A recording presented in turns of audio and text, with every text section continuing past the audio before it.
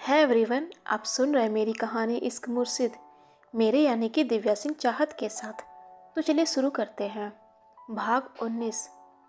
Classroom के भीतर अपनी डेस्क पर बैठते हुए अच्युत अभी भी काफ़ी गुस्से में नजर आ रहा था, लेकिन उसके जस्ट आगे ही डेस्क पर बैठते हुए राध्या थोड़ी झुझलाई हुई सी नजर आ रही थी। अच्युत, रौनक के साथ हर वक्त ये मारपीट अच्छा लगता है क्या? मेरे सामने जब जब वह अपनी गंदी शक्ल लेकर आएगा तब वो ऐसे ही पिटेगा, अच्युत ने कहा। जिस पर अभी राधा कुछ कहती उससे पहले ही अच्युत के सामने एक मोटी सी किताब पटकते हुए मंदिरा ने कहा, हे तुम आ गए। सिया का क्या हुआ? उसकी शादी हो गई या फिर तुम लोग उसे रोकने में कामयाब हो गए? मंदिरा का इतना कहना था कि राध्या के साथ साथ अच्युत भी जैसे तुरंत नॉर्मल हो गया था।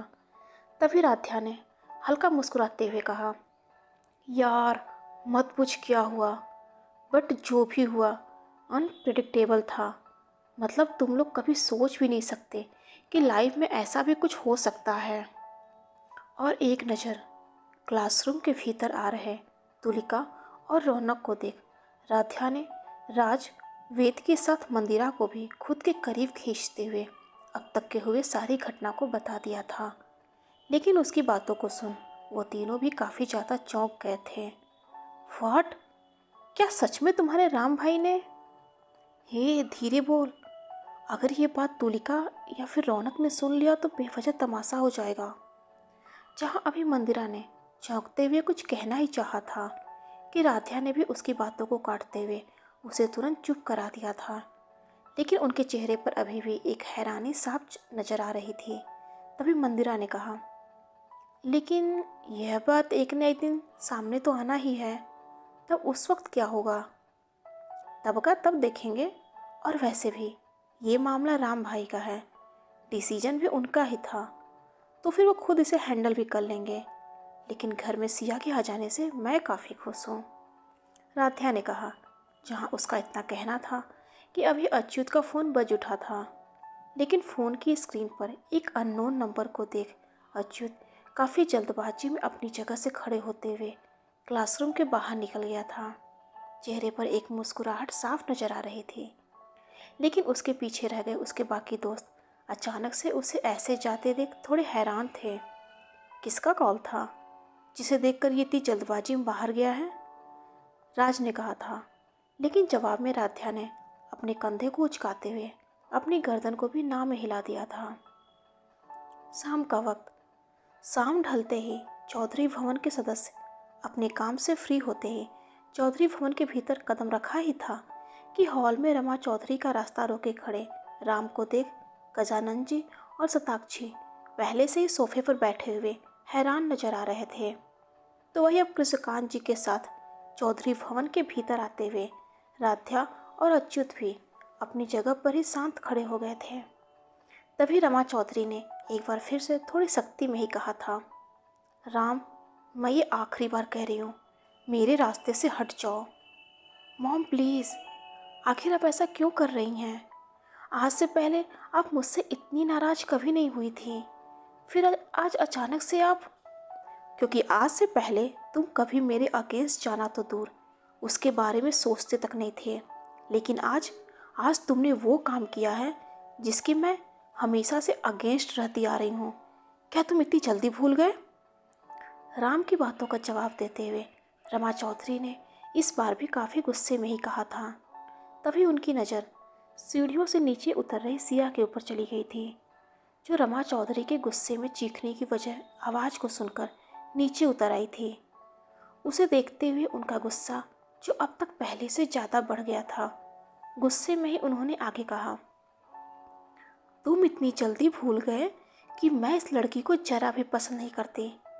मैं इसे अपने घर में 1 मिनट तक बर्दाश्त नहीं कर सकती, और तुमने इससे शादी कर ली और मुझसे पूछते हो कि मैं नाराज़ क्यों हूँ? चलो मैं नहीं होती हूँ नाराज़, लेकिन मेरी एक शर्त है।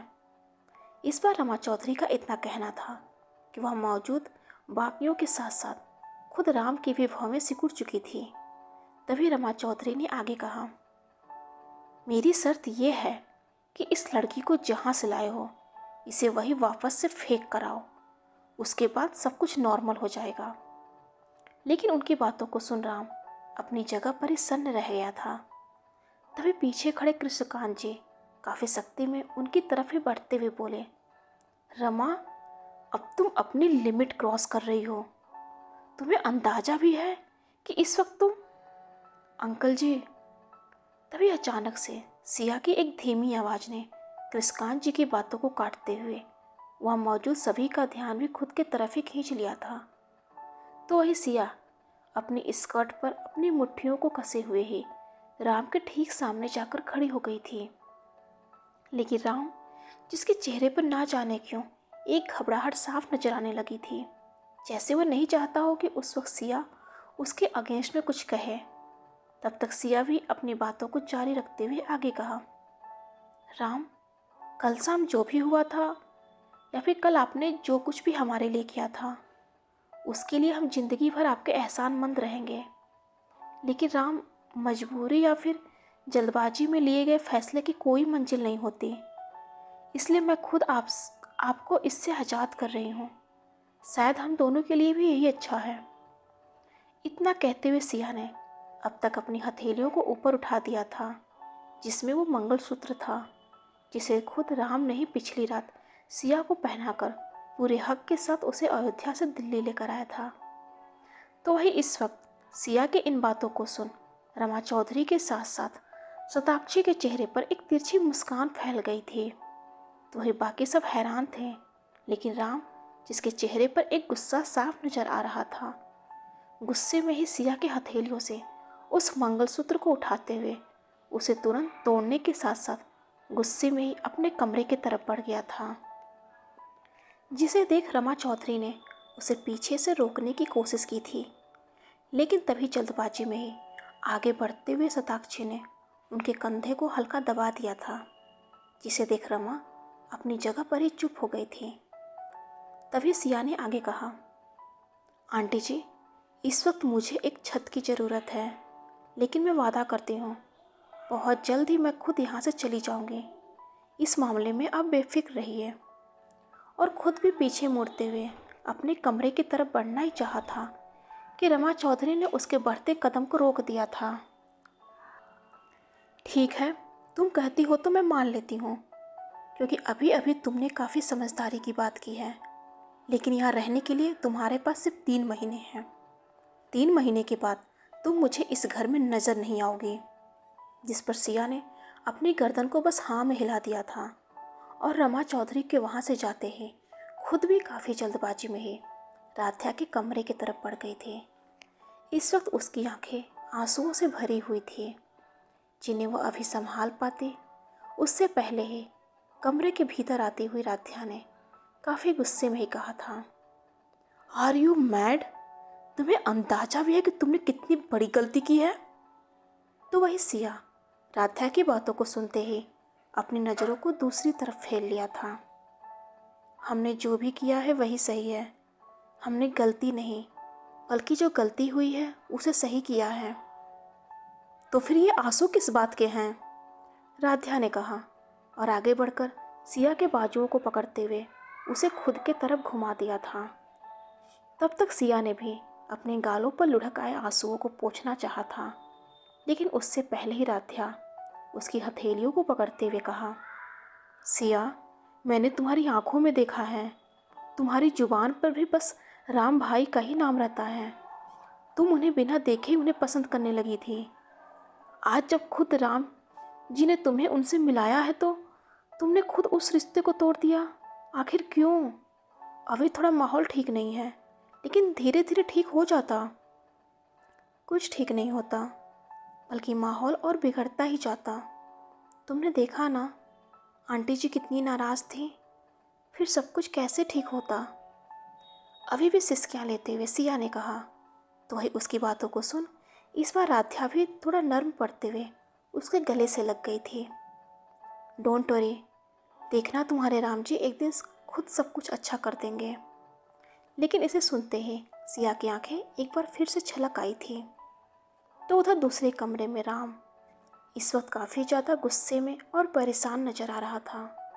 आंखों के सामने बार बार वही नज़ारा घूम रहा था जिसे याद करते हुए इस बार उसने गुस्से में ही टेबल पर रखे एक वॉच को जमीन पर पटक दिया था। लेकिन अभी भी हॉल में मौजूद गजानन जी के सामने ही सोफे पर बैठते हुए कृष्णकांत जी काफ़ी हताश नजर आ रहे थे। मुझसे जो बन पाया वो सब मैंने किया, यहाँ तक कि इस शादी के लिए राम पर भी दबाव बनाया, लेकिन अंत में मैं इसमें असफल ही रहा। तुम गलत सोच रहे हो कृष्णकांत। रिश्ते किसी दबाव या मजबूरी में नहीं जुड़ते हैं, क्योंकि ऐसे रिश्तों की उम्र ज़्यादा लंबी नहीं होती। लेकिन लेकिन जो रिश्ता दिल से और अपनी मर्जी से जुड़ता है, उसे चाह कर भी कोई नहीं तोड़ सकता।